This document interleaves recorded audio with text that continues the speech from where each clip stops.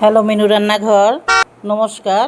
আমি আজকে পমফ্রেট মাছ রান্না করব। পমফ্রেট মাছে আমি নুন আর একটু হলুদ দিয়েছি, আর একটু সামান্য সর্ষের তেল দেবো। দেখুন, আমি আজকে পমফ্রেট মাছটাকে রান্না করব, আপনাদেরকে দেখাবো রেসিপি। ঠিক আছে, এবার আমি এটাকে টমেটো দেব, আর এই যে সর্ষে দিয়ে কাঁচা লঙ্কা দিয়ে দুই রকমের সর্ষে দিয়েছি, সেই সর্ষে দিয়ে আমি ঝাল করব, মাছের ঝাল করব, পমফ্রেট মাছের ঝাল। আপনারা এইভাবে রান্না করে খেয়ে দেখবেন। নিত্য নতুন রান্না করে করে আপনাদের দেখাবো, আপনারা খেয়ে দেখবেন কেমন হচ্ছে। খেয়ে আমাকে অবশ্যই জানাবেন।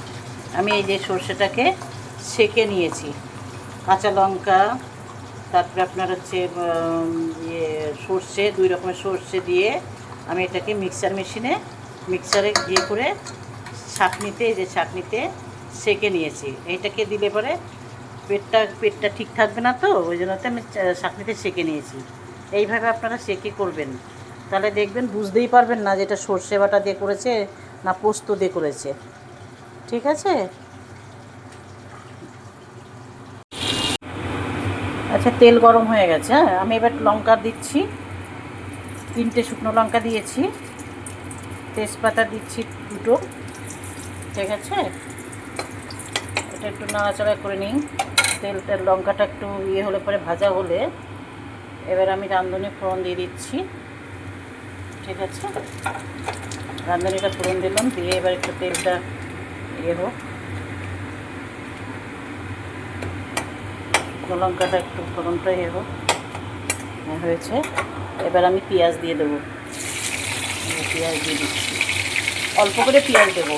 ঠিক আছে, অল্প করে পেঁয়াজ দিচ্ছি, কেননা অল্প করে পাতলা ঝোল টাইপ মানে করবো, পাতলা করে বেশ রান্না করব, বেশি করব না, গ্রেভি করব না।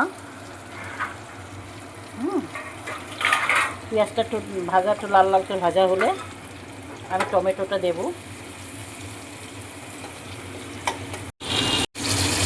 হলুদ দেওয়া হয়ে গেছে। এবার আমি মাছে যেহেতু নুন দিয়ে রেখেছিলাম, সেহেতু আমি এবার নুনটা দিয়ে দিচ্ছি, অল্প করে স্বাদ মতন দিচ্ছি।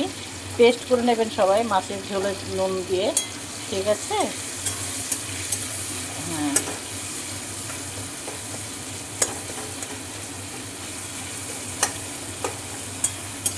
টমেটোটা যদি আমি বেটে করে দিতাম, মিক্সচার মেশিনে দিয়ে করতাম, তাহলে পরে ভালো গ্রেভিটা হতো। আমি ওটা গ্রেভি দিলাম না, যেহেতু টমেটোটাকে কেটে, ওটা হচ্ছে চটজলদি রান্না করা হবে। কোথাও গেলাম বাড়িতে, যেমন আমি ছিলাম না ঘরে, ব্যাংকে গেছিলাম, আমি ওখান থেকে এসে কিন্তু রান্নাটা করব, তাড়াতাড়ি করে রান্না আপনাদেরকে করে দেখাচ্ছি। ঠিক আছে, আমি এবার এই মশলাটা দিয়ে দিচ্ছি, যে সর্ষে বাটাটাকে দিয়ে দিলাম।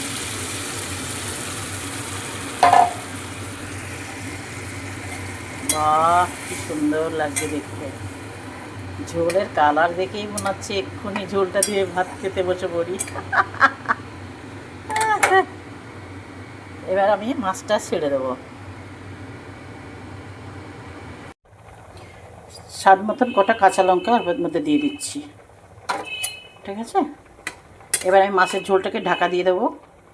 কারেন্টটাও চলে গেল।